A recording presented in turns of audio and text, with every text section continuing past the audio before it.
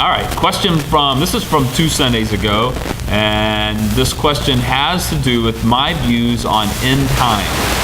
And that's challenging because, first of all, my views on end times are that it's not near as obvious as some popular writers today make it sound. I think the scripture has some clouded mystery about end times, and some things that we will know when we see them, or as they unfold, we'll have a good idea for them. But it's not to say that we have this absolute certainty to end times. In fact, the more people have made claims about certainty of the end times, the more they have looked foolish.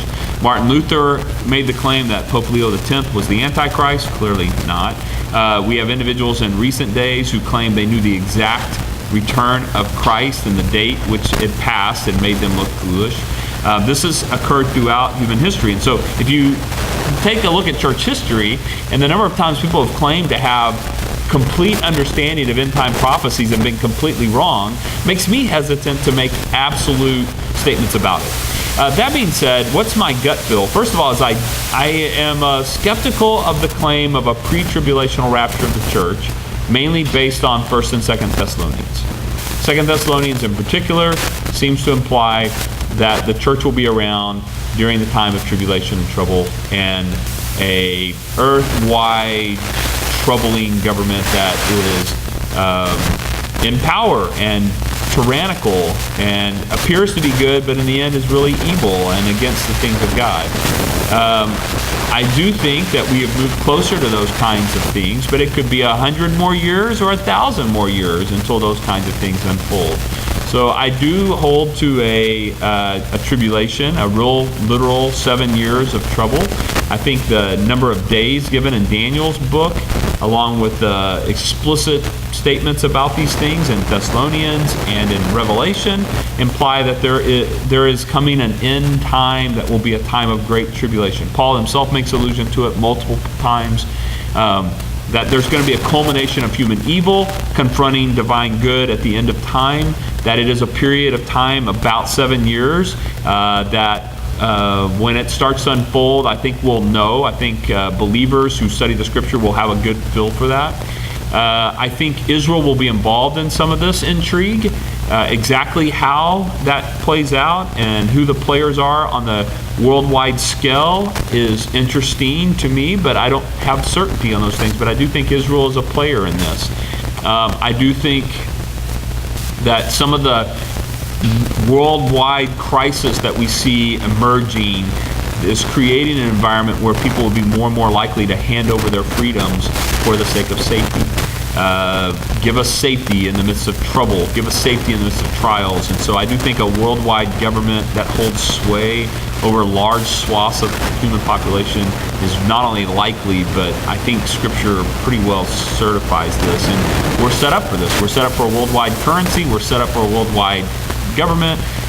We're set up for a worldwide government that will be in many ways seemingly for the good of people, but will run antithetically to the things of God.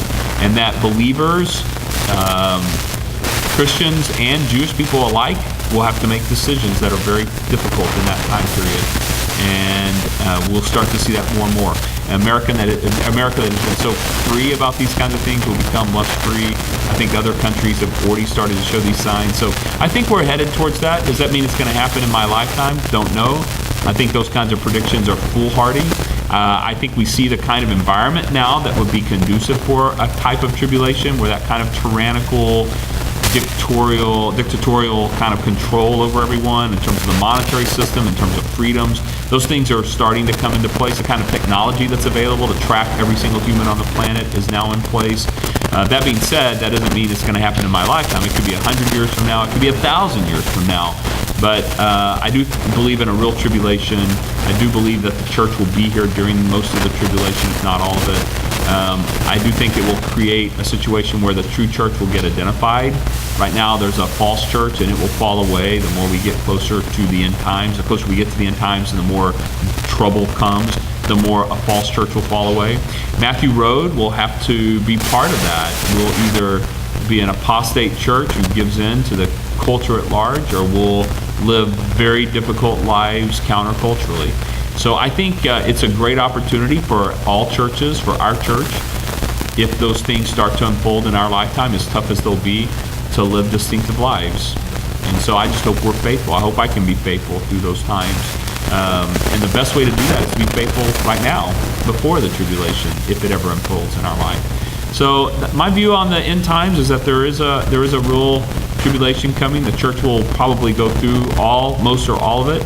That at the end of it, Christ will come and usher in his everlasting kingdom, and that final judgment will still be yet future. And when that occurs, we will then usher in this everlasting heaven and kingdom that believers will live together with him forever, in increasing joy and gladness of the soul and heart and body, and that there is a separation of unbelievers from that joyful reunion where they will forever live in a life that's despondent to these kinds of things, and a life without joy.